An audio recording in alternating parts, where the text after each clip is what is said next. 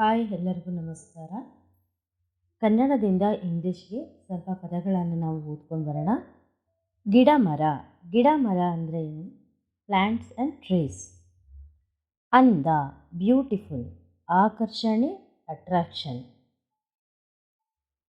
ತಮ್ಮೊಳಗೆ, themselves. Mango tree, ಮಾವಿನ ಮರ. ಸ್ವೀಟ್, ಸಿಹಿ. ಸಾಕು, ಎನಫ್. ಕುತೂಹಲ, ಕ್ಯೂರಿಯಾಸಿಟಿ. ಅಚ್ಚರಿ, ಸರ್ಪ್ರೈಸ್.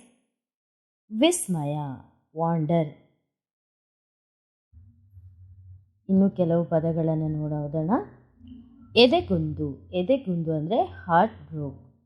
ಜವಾಬ್ದಾರಿ, ರೆಸ್ಪಾನ್ಸಿಬಿಲಿಟಿ. ಹಲಸಿನ ಮರ, ಜಾಕ್ ಫ್ರೂಟ್. ಹೊಟ್ಟೆ, ಸ್ಟಮಕ್. 4 ಜನ, 4 ಪೀಪಲ್. ತೆಂಗಿನ ಮರ, ಕೊಕೊನಟ್ ಟ್ರೀ. ಬಿಡು, ಲೆಟ್ ಇಟ್ ಗೋ. ಮುಳ್ಳು, ಥಾರ್ನ್. ಬಿಡಿಸು, ಅನ್ಟೈ. ಮೇಣ, ಮೇಣವನ್ನು ನಾವು ವ್ಯಾಕ್ಸ್ ಅಂತ ಕರಿತೀವಿ.